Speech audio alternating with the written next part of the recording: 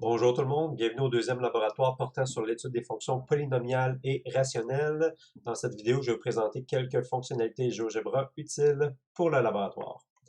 Alors pour commencer, on va s'intéresser à la fonction suivante, une fonction rationnelle de la forme de x carré sur x carré moins 4x plus 3. Alors première étape, je vais prendre le temps de la définir dans GeoGebra. Donc il y a différentes façons qu'on peut la définir. On peut écrire f de x égale. Et là, pour écrire la fonction, on peut ouvrir le clavier suivant. Et nous, c'est une fraction qu'on a, une fraction de fonction, donc on peut cliquer sur le diviser ici et écrire le 2x carré en haut, donc 2x, puis pour mettre le carré, on peut cliquer ici. Et pour le dénominateur, qu'est-ce qu'on a? X carré moins 4x plus 3, donc x carré moins 4x plus 3.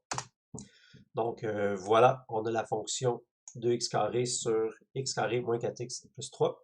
Je vais vous montrer deux autres façons que vous auriez pu définir la fonction.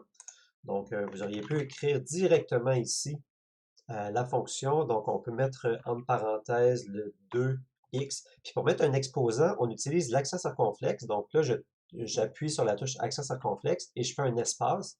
Et là, vous avez vu que ça m'a amené le curseur en exposant. Et là, je mets le 2 pour au carré. Là, présentement, je suis encore en exposant. Pour sortir de l'exposant, je prends la flèche de droite sur le clavier, donc la touche de déplacement à droite. Et voilà, je suis sorti de l'exposant. Je le fais un coup de plus pour sortir de la parenthèse. Et là, pour diviser, ben, je prends la barre oblique. Voilà, j'ai appliqué sur la barre oblique. Et ici, je fais la même chose. Donc 2 pour faire le x, je veux dire, pour faire le carré. Accent circonflexe, espace, 2, flèche à droite, moins 4x plus 3. Donc ici, j'ai la même fonction que j'ai définie. Puis une troisième façon qu'on peut la définir, c'est tout simplement de venir copier la fonction directement dans Word. Donc, disons h de x égale, et j'ai copié la fonction, et ça a fonctionné. Donc, ça, c'était la première étape. Ensuite, parfait, elle est définie. J'ai envie de faire apparaître le texte de la fonction dans le graphique. Donc pour ça, je vais rajouter un champ de texte ici. Je vais cliquer sur le graphique. Et là, nous, on veut la fonction f de x. Il y a moyen d'aller la chercher dans GeoGebra en cliquant sur Avancer et sur le petit onglet ici qui est l'onglet de GeoGebra. Et là, on clique sur la fonction f. Je vais faire OK. Et là, vous voyez que la fonction qui apparaît ici, si je veux qu'elle ait une forme plus intéressante puis avoir le f de x à l'avant, donc là, je vais faire un clic droit dessus. Je fais un clic droit, puis je pourrais aller dans Éditer ici. Et là, je vais cliquer sur Formule LaTeX. Donc si je fais OK, vous voyez que la présentation est déjà plus jolie. Ici, je vais rajouter le f de x devant.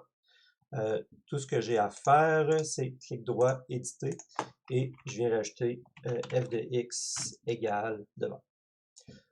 Donc voilà, ça c'est la fonction pour laquelle on est en train de s'intéresser. Maintenant, on peut modifier le style de la fonction. Donc, je ne sais pas si vous voyez ici, il y a quelques boutons qui apparaissent par défaut. Par exemple, on peut changer la couleur, on peut changer l'épaisseur du trait. Et si on veut plus de couleur, on peut cliquer ici. Donc, tiens, on va y aller avec le vert. Voilà. Et si on veut voir plus d'options, on peut cliquer sur les trois points ici et aller dans Propriétés.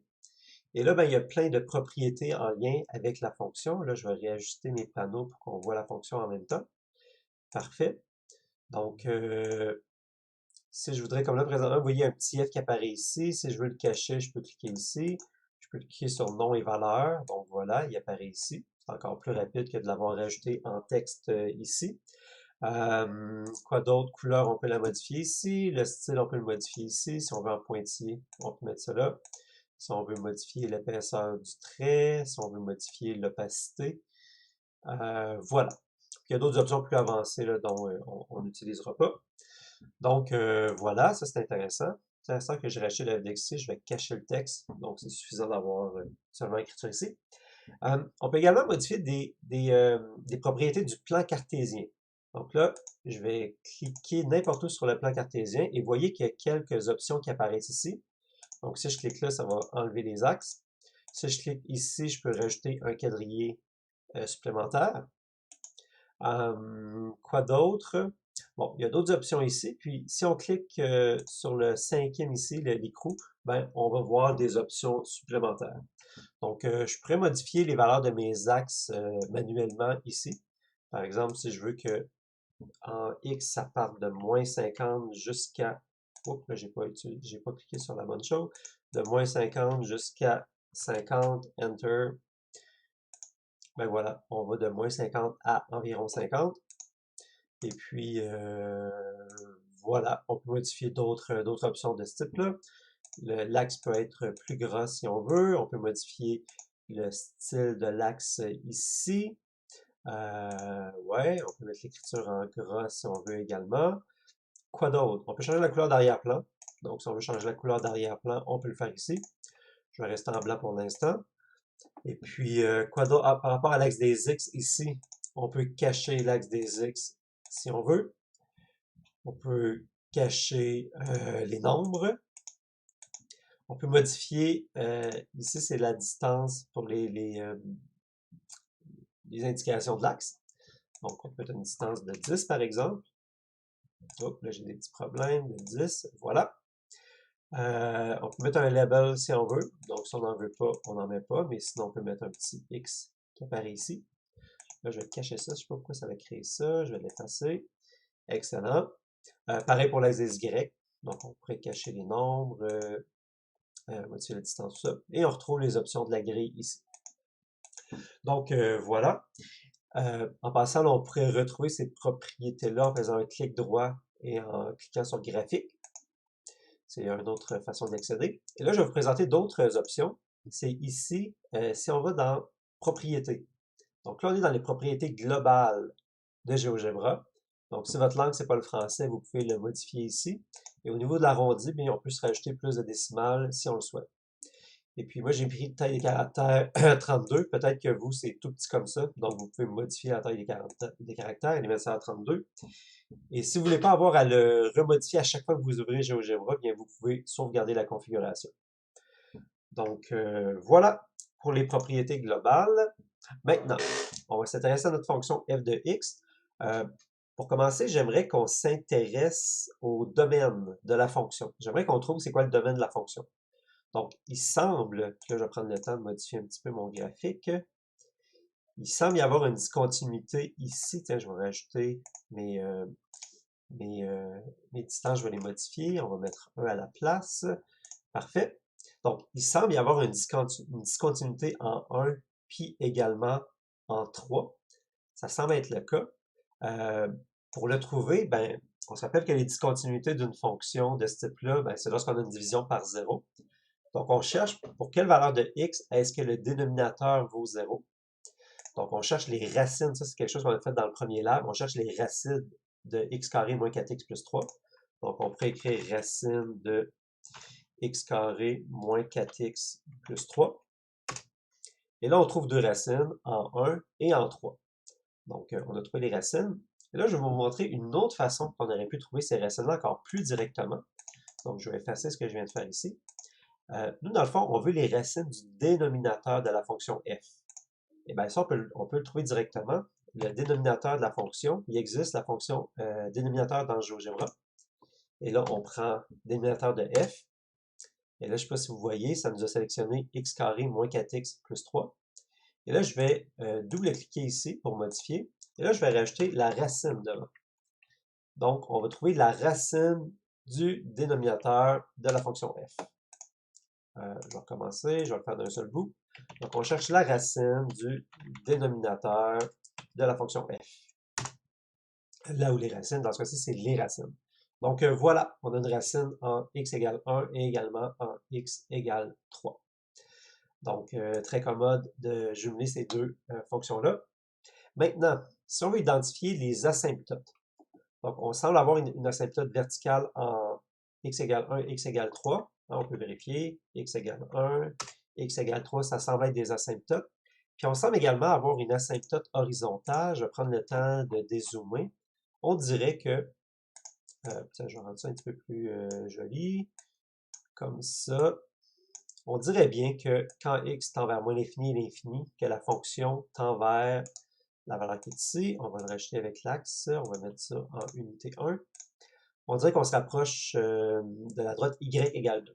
Donc, y égale 2 semble être une asymptote. Donc, on se retrouve avec trois asymptotes. Je vais modifier ici l'échelle. Donc, une asymptote en x égale 1, x égale 3, et puis y égale 2. En passant, on pourrait modifier le style de nos asymptotes. Donc, un petit peu plus grand, en pointillé. OK, là, fallait... Des fois, GeoGebra fait des free games. On recommence.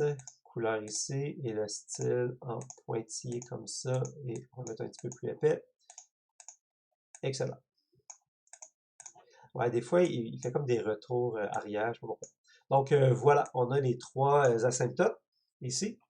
Et là, en passant, c'est nous qui les avons trouvés, si je peux dire. Ben, on peut demander à GeoGebra de trouver pour nous les asymptotes.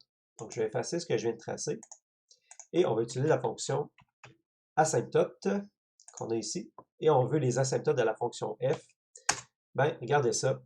Automatiquement, GeoGebra a trouvé les trois asymptotes d'équations. On a les équations ici. Y égale 2, x égale 1 et puis x égale 3.